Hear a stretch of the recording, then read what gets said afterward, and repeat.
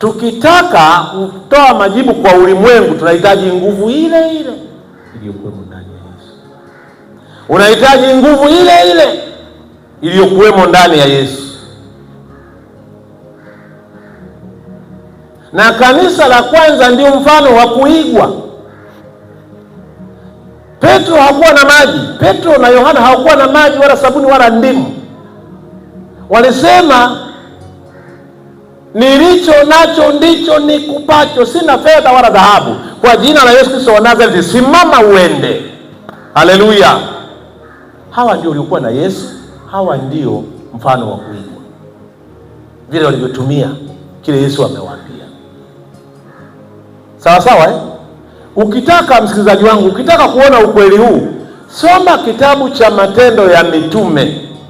Kinakuonyesha kwamba wanafunzi wa Yesu waliweza kutoa majibu kwa kutumia nguvu gani, na Ukristo wa aina hiyo ulikuwa ni hatari kwa shetani.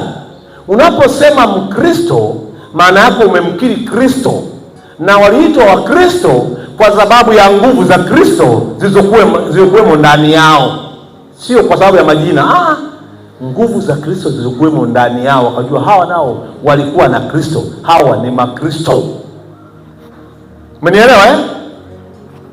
Sasa unapokuja kwa Yesu, usipoyaelewa hayo na kuyaamini hayo, wewe ukaamini vitu vingine, ukafundishwa kutegemea vitu vingine. Yesu hahitaji msaada.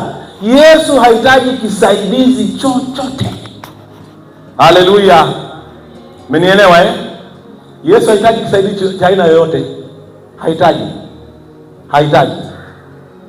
Hahitaji kisaidizi cha aina yoyote. Kanisa la kwanza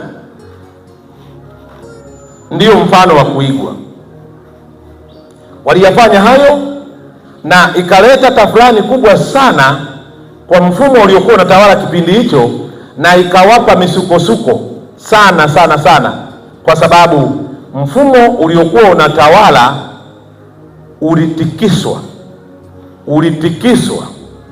Na tunaweza kuona kwamba Roho Mtakatifu alipokuwa ameshuka, watu wangapi waliokoka, waliompokea Yesu? Watu 3,000. Yaani kitendo cha Roho Mtakatifu kuingia ndani ya wanafunzi, na ile Petro akasimama akaeleza yaliyotokea, akaeleza kinagaubaga, watu wakasikia, wakachoma mioyo yao. Kumbe tuliyemuua ndiye ametenda haya. Yesu aliyeuawa. Petro akasimama kwa ujasiri. Petro aliyekimbia. Kumbuka Petro aliyemkimbia Yesu, akasema simjui. Lakini baada ya kupokea nguvu, unaona kitu hicho? Yaani Mungu aliwezaje kuwaamini watu waoga akawatuma? Yesu anawatuma watu waoga. Mtu mwoga akipewa nguvu anakuwa jasiri. Petro alipewa nguvu akawa jasiri.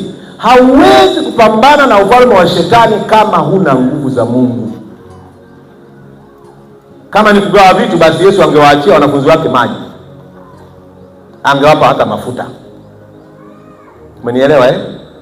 Angewapa mafuta, angewapa maji, angewaambia chukueni michanga hii wafanyeni. Lakini anawaambia watapokea nguvu, na nguvu za Mungu haziwezi kuja ndani yako kama hauombi. Na ili nguvu za Mungu zije ndani yako, cha kwanza aliwaambia mwende kwenye mkutano wa maombi. Walikuwa wanaomba, walikuwa kanisani kwenye jengo la ibada, walikuwa kwenye jengo la ibada, ndipo nguvu zilipokuja ndani yao. Utaki maombi, unataka Roho Mtakatifu. Utaki maombi, unataka nguvu za Mungu. Zitakujaje kwako? Nguvu za Mungu zinakuja ndani yako wakati unaomba. Roho Mtakatifu ataingilia kati. Utaona ulimi wako unatamkishwa maneno ambayo chanzo chake sio wewe, lakini kama ni Roho Mtakatifu, kuna raha ambayo haijawahi kutokea, raha ya Roho.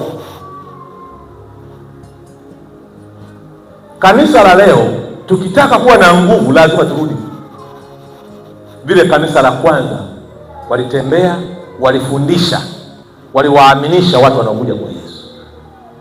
Leo tuna Wakristo wengi ambao hakuna nguvu za Mungu ndani yao, hakuna uwezo wa kiungu ndani yao, lakini wamejaa maji, mafuta na sabuni na ndimu na vitu visukumio.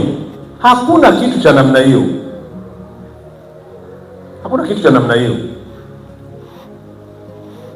Uwepo wa Bwana uliposhuka, watu 3,000 waliokoka, sawa sawa na Matendo ya Mitume ile 2:37 mpaka ile 42. Matendo ya Mitume 2:37. Walipoyasikia haya wakachomwa mioyo yao, wakamwambia Petro na mitume wengine, tutendeje ndugu zetu? Petro alipoeleza yale yote yaliyotokea kwamba Yesu mlimsulubisha hivi na hivi na hivi, akaeleza maneno, wakakumbuka ndio huyu tuliyemuua. Waliposikia wakachomwa mioyo na muone, tutendeje sasa kama ndio hivi? Sikiliza majibu ya Petro katika 38 ile. Anasema, Petro akawaambia, tubuni mkabatizwe kila mmoja kwa jina lake Yesu Kristo mpate ondoleo la dhambi zenu, nanyi mtapokea kipawa cha Roho Mtakatifu. Petro anawarudisha pale ambapo Yesu amewaambia waanzie habari ya ondoleo la dhambi na toba. Anawaambia tubuni mpate msamaha wa dhambi, nanyi mtapokea kipawa cha. Kwa hiyo ukija kwa Yesu uliyetubu, cha kwanza unahitaji Roho Mtakatifu. Narudia kuzungumza kwa mujibu wa neno la Mungu. Cha kwanza unahitaji Roho Mtakatifu. Ukipuuzia habari ya Roho Mtakatifu, maisha yako kiroho hauendi.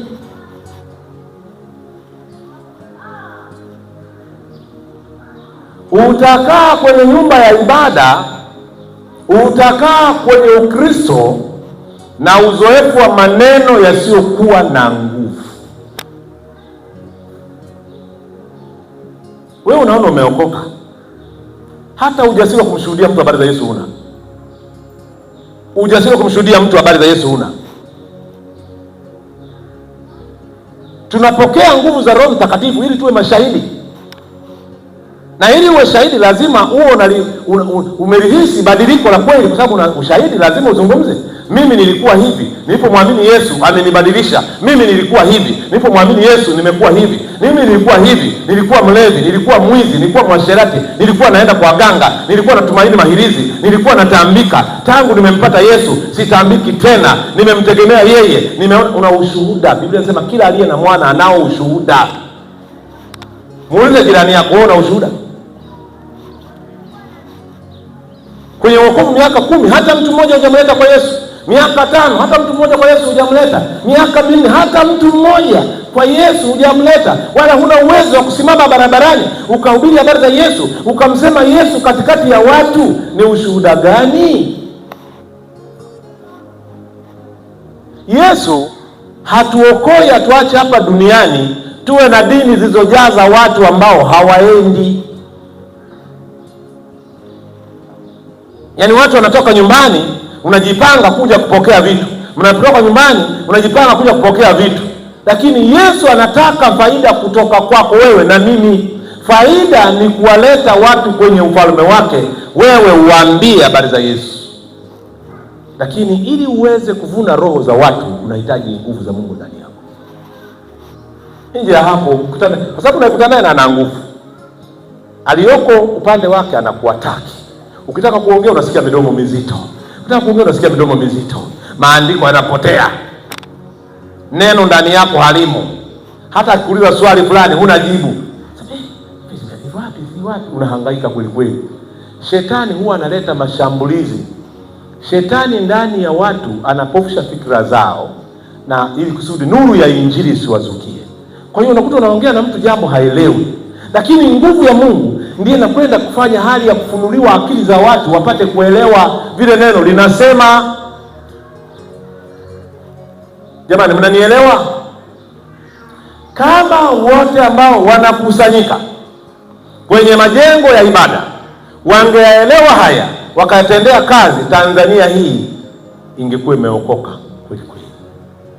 Lakini wengi tunatoka nyumbani, tumeandaa hela za kununua maji, mafuta, papai, maepo, keki, michanga. Injili ya wapi? Yesu yupi huyo? Yesu yupi? Yupi? Nikuulize.